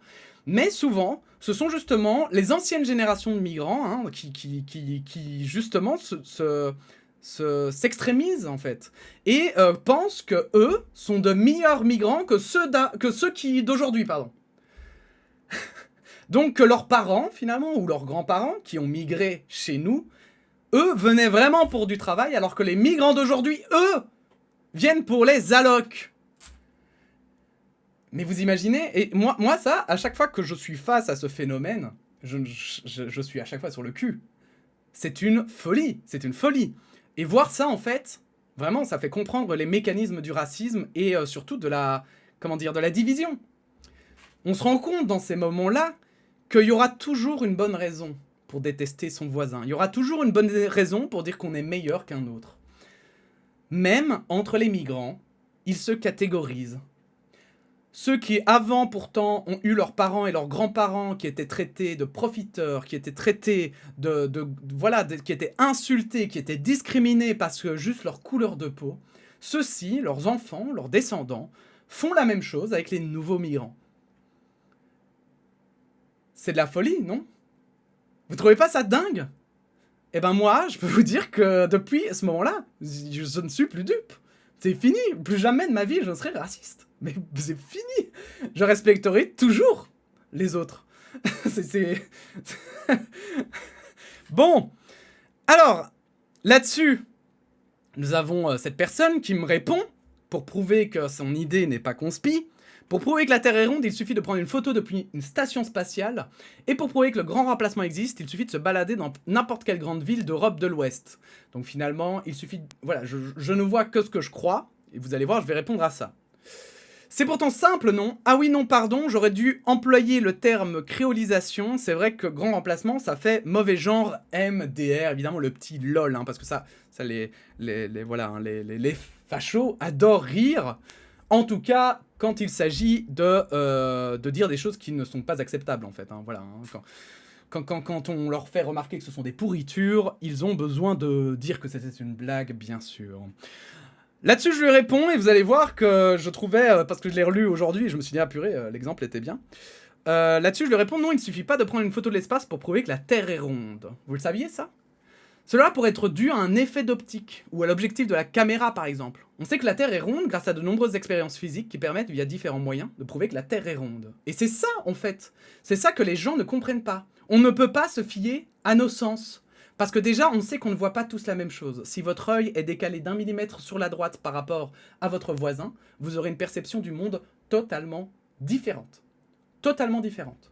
On ne sait même pas si on voit exactement les mêmes couleurs, on ne sait même pas si on voit exactement les mêmes formes. Donc, en fait, on ne peut pas se baser sur nos perceptions. Ce qu'on doit faire, c'est avoir des données, ce qu'on appelle empiriques. C'est des données qu'on peut mesurer, d'accord? Et comme l'exemple, justement, est excellent, c'est que effectivement, quand on prend une photo avec un objectif grand angle, hein, un fisheye, par exemple, hein, qui est connu vulgairement comme ça, bah vous allez avoir votre image qui est déformée sur les côtés. Et donc ça pourrait, si la Terre est plate et carrée par exemple, ça pourrait vous donner l'impression que la Terre est ronde alors qu'elle ne l'est pas. Ce qui nous prouve que la Terre est ronde, c'est pas juste qu'on a été dans l'espace et qu'on a regardé la Terre. Parce que même notre œil pourrait mal interpréter des images. On sait que par exemple il y a les mirages qui existent, on connaît aussi les illusions d'optique. On sait très bien qu'on ne peut pas se fier à nos sens. On ne peut pas se fier à nos sens, mais on ne peut pas non plus se fier à juste des photos et des vidéos. On le sait maintenant plus que jamais, avec l'IA on peut créer tout un tas de choses et il serait extrêmement simple de demander de faire une planète carrée par exemple alors que la Terre est ronde. Alors comment est-ce qu'on sait que la Terre est ronde? On le sait parce qu'en fait on avait plusieurs théories à la base. Il faut savoir que de base, quand on avait le système, j'allais dire géocentrique, hein, voilà, j'allais dire héliocentrique, mais ça c'est le correct. Mais quand on avait le système géocentrique, donc celui qui disait que les planètes tournaient autour de la Terre, tant qu'il n'y avait pas de preuve inverse, tant qu'il n'y avait pas de preuve que c'était faux, c'était toujours une hypothèse plausible. Mais il y a tout un tas d'expériences, je ne pourrais pas vous les citer parce que je ne connais pas le sujet par cœur non plus, mais il y a tout un tas d'expériences qui ont permis de prouver que effectivement c'était bien la Terre qui tournait autour du Soleil et pas l'inverse, et que la Terre tournait en plus autour d'elle-même. Et que c'est pour ça que ça donnait parfois une impression de géocentrisme, alors qu'en réalité non.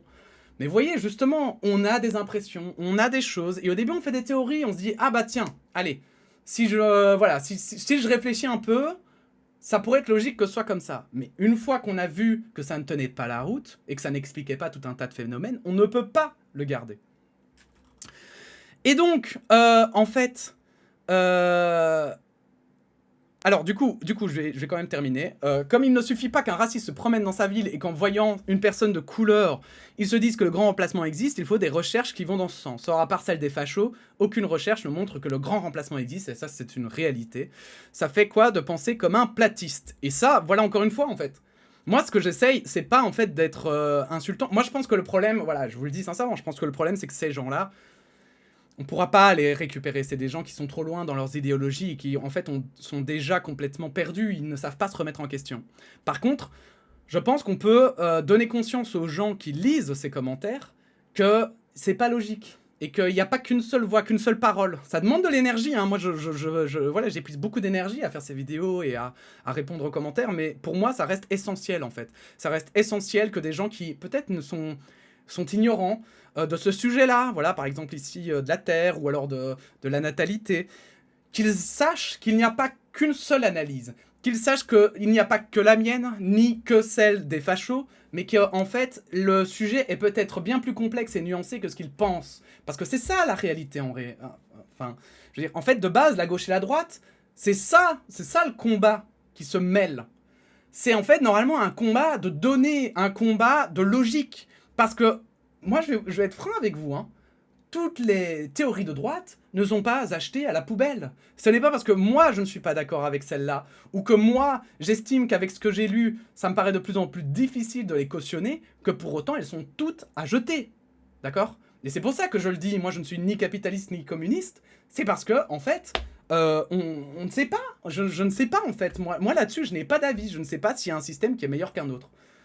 Est-ce que ça fait de moi, est-ce que ça me retire de la gauche du coup directement? Est-ce que ça fait de moi un...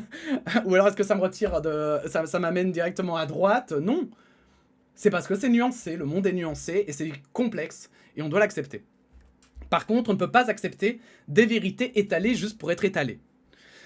Et je voulais terminer, parce que je crois que c'est le dernier, là-dessus, hein, sur aussi justement cette ignorance et que la vérité en réalité n'a plus beaucoup d'importance pour l'extrême droite, puisque nous avons des gens carrément qui disent par exemple ici ouin ouin Macron alors que t'as voté pour lui.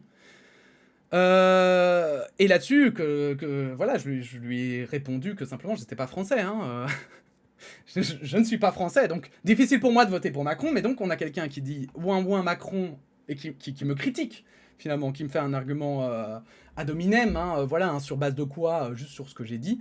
Donc pour lui, en fait, ne pas être d'extrême droite, c'est voter Macron. Mais je ne suis pas français, donc du coup, qu'est-ce qu'on fait? Et donc, c'est un peu là-dessus que je voulais baser ma conclusion, et il est grand temps, hein. C'est qu'en réalité, c'est pour ça qu'il y a un cordon sanitaire autour de l'extrême droite. Comme vous pouvez le constater, en fait, l'extrême droite, elle n'est pas là pour discuter, elle n'est pas là pour échanger, elle n'est pas là pour débattre. Elle ne vient pas avec des informations vérifiées, elle vient avec des informations soit inventées, soit, comme on dit, hein, elle fait du cherry picking, donc elle utilise seulement les données qui l'intéressent. Et ça, ce n'est pas un débat sain. Ça, ce n'est pas une manière correcte de discuter et d'essayer de comprendre le monde. Et j'espère sur cette chaîne que vous êtes tous comme moi, c'est-à-dire qu'en fait, on a peut-être tous des idées, on a tous des biais, ça c'est certain, on a tous des idées, on pense tous qu'il y a des solutions meilleures que d'autres, mais on n'est pas fermé, à l'erreur. On est prêt à l'accepter, on est prêt à se dire, bah tiens, s'il y a un expert qui dit ça, peut-être que c'est du coup vrai. S'il est reconnu dans la communauté scientifique et qu'il est fiable, pourquoi est-ce que ce serait faux? Voilà. Et moi, il y a déjà, vous savez, j'ai déjà lu des articles qui étaient, voilà, notamment sur l'économie et qui disaient que la gauche, il y avait des choses qui n'allaient pas, notamment bah, sur les financements ou sur les impôts, et que, voilà, et qui n'allaient pas dans mon sens. Mais comme c'était des pointures de l'économie, eh ben, je les écoute, je les lis, je regarde et je me dis, bah tiens, peut-être qu'ils ont raison, peut-être que je dois du coup nuancer mon comportement. Et je dis peut-être que j'ai raison, mais dans le sens où, en fait, moi, j'essaye de mettre plusieurs stades, c'est-à-dire qu'avant, donc, quand j'ai une opinion que j'estime donc assez argumentée et assez, voilà, assez documentée, à ce moment-là, je prends cette opinion. Mais si à un moment donné, j'ai une source aussi fiable que celle que j'avais vue, qui me dit le contraire, eh bien, je vais la nuancer. Et je vais le dire quand j'en parle en vidéo, je vais dire, moi j'ai lu des choses qui étaient contraires, j'ai vu des gens en parler autrement, différemment, parce que j'essaye d'être le plus sincère possible dans mon analyse intellectuelle, et par rapport à vous aussi. Et je pense qu'on doit tous l'être, on devrait tous être comme ça, et se dire, en fait, si les sources, il y a des sources fiables et solides qui me montrent que peut-être je pense mal, alors, bah, moi, je passe au stade de nuance. Et à ce moment-là, je le dis, je ne suis pas sûr sur ce sujet, je n'ai pas encore d'avis définitif. Et puis, si un jour, ça m'est déjà arrivé de laisser en suspens des sujets, et puis un jour, je vois qu'on en reparle, donc à ce moment-là, je vais lire des articles, je vais voir des vulgarisations, et je me ferai une opinion.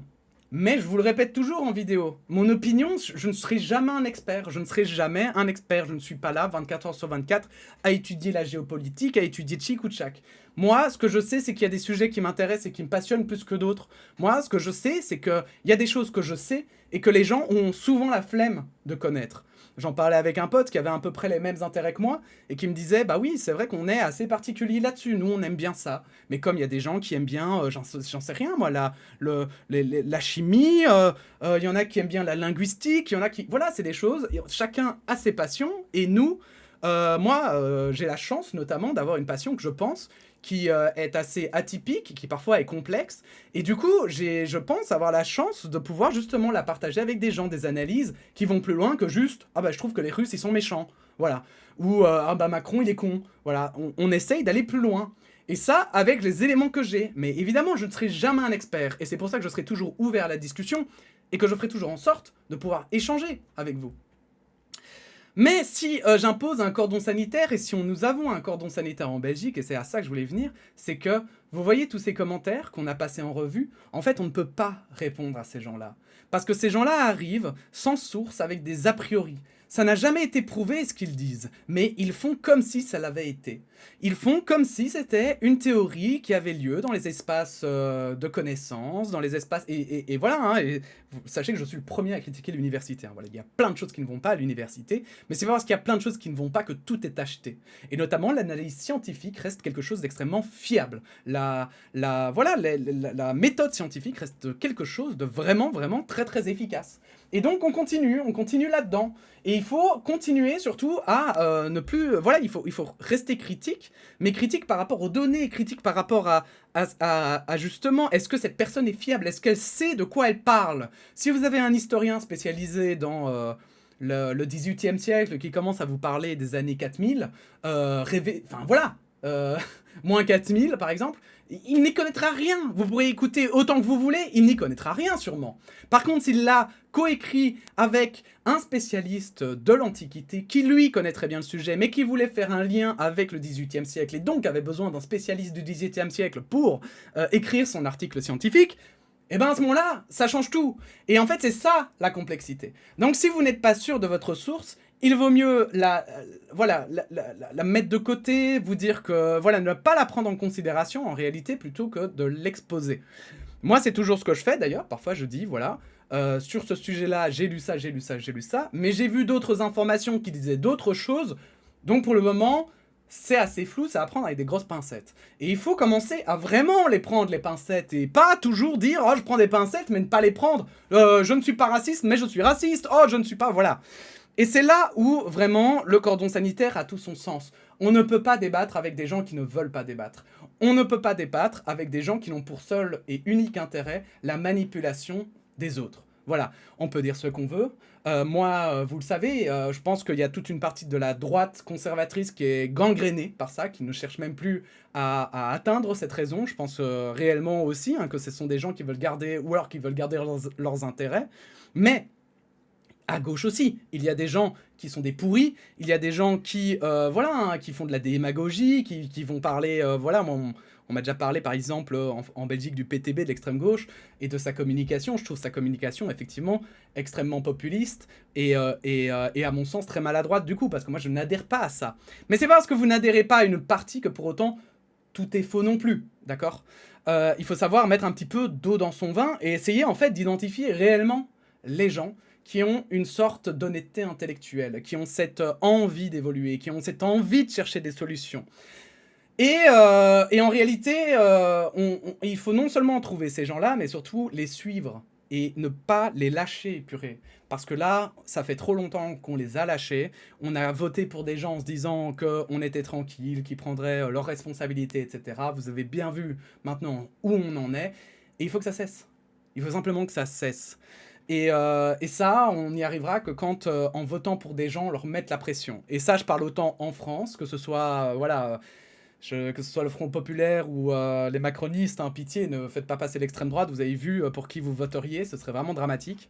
Mais, quel que soit le camp qui gagnera, il faudra pas les lâcher. Il faudra qu'ils tiennent, soit qu'ils tiennent leurs engagements, et auquel cas, si vous n'êtes pas d'accord avec leurs engagements, il faudra effectivement leur rappeler que ce n'est pas parce que vous êtes la minorité que pour autant vous ne devez pas être écouté. Les démocraties ne sont pas une dictature de la majorité. Il faut arrêter avec cette légende. Normalement, la démocratie, c'est des compromis. La démocratie, c'est accepter que tout le monde n'est pas d'accord avec vous, que même si vous avez un projet dans la vie, ce n'est pas parce que la majorité pense que vous avez raison que pour autant, les minorités qui sont plus inquiètes et qui veulent, par exemple, sur le progressisme, qui ne veulent pas aller trop vite, qui veulent être assurés que les gens seront vraiment bien pris en charge, par exemple, pour le changement de sexe, j'en sais rien, moi ça peut être sur un tas de sujets, typiquement qu'on ne laissera pas tomber nos SDF, c'est très bien de le dire. Mais il serait temps de s'intéresser vraiment au sujet. Je vois des gens qui m'insultaient voilà, de choses horribles. Alors c'est très bien, hein, c'est très bien de critiquer les autres, par exemple, voilà, de critiquer la gauche sur l'antisémitisme, c'est très bien. Mais si vous voulez vraiment combattre l'antisémitisme, intéressez-vous à l'antisémitisme, d'où il prend sa source, qui sont les plus gros antisémites, parce que franchement, c'est à mourir de rire de voir l'extrême droite défendre... Enfin, enfin, bon, bref. En tout cas, soyez critiques. Ne vous laissez pas avoir. N'oubliez pas qu'effectivement, quand vous votez pour l'extrême droite, vous ne votez pas juste pour un parti anti-système, mais vous votez surtout pour un parti xénophobe, raciste et discriminatoire. Commençons tous, et là je le dis, hein, vraiment je m'inclus dedans, commençons tous vraiment à nous poser des questions sur tout ce qui se passe. Peut-être soyons moins passifs dans nos démocraties. C'est fini le temps où on votait et puis tous les 4 ans on refaisait un petit bilan et on se disait bon ben allez c'est bon je vais voter autre chose. Maintenant en Belgique il y a des gens qui étaient de gauche et qui ont voté pour les engagés, qui partent totalement sur un gouvernement de droite. Et ben battez-vous, ne vous laissez pas faire. Vous avez voté pour eux, et ben faites valoir vos droits. Ne vous laissez pas faire, ne nous laissons plus faire. Et même pour les gens que vous avez votés, même s'ils arrivent au pouvoir, le RN il arrive au pouvoir, et ben vous faites pas avoir, putain, battez-vous. Bottez-leur le cul pour qu'ils fassent des mesures sociales. Ce qu'ils n'ont jamais fait jusqu'à présent. La gauche arrive au pouvoir, pareil. Vous leur bottez le cul pour que, putain de merde, ils soient enfin de gauche et qu'ils s'occupent enfin de la population. Et c'est là le vrai combat pour moi, c'est là la vraie manière de changer les choses. Vous avez bien vu, les politiciens, vous leur avez fait peur, ils n'ont rien changé. Nous en Belgique, on a des familles politiques, elles en ont rien à carrer, elles auront quand même leur carrière, elles. Et bien maintenant, peut-être qu'il est temps d'arrêter d'être materné ou paternisé, je ne sais pas. Et peut-être est-il temps pour nous de simplement avancer, de montrer qu'on est adulte et qu'on n'a pas forcément besoin d'un petit papa qui nous dit « Bah non, maintenant, t'as dit que t'étais d'accord avec moi, bah t'es d'accord sur tout ce que je fais. » Bah non, c'est pas parce que t'as voté MR ou Macron que forcément, en fait, t'adhères à tout son programme. Et ça, il est peut-être temps qu'on le comprenne. Voilà, sur ce, merci d'avoir regardé cette vidéo jusqu'au bout. Elle était longue, mais je pense qu'elle était nécessaire avant, on va dire, les élections qui vont arriver. D'ici là, portez-vous bien, passez une excellente fin de semaine. Franchement, je croise les doigts hein, pour que ça se passe bien en France. Ça aura des impacts sur, je pense, toute l'Europe et particulièrement sur les pays francophones. Donc, déconnez pas, quoi. Simplement, déconnez pas, pensez à tous. Et puis, des bisous. Et n'hésitez pas à donner votre opinion en commentaire. Et à bientôt pour des nouvelles aventures.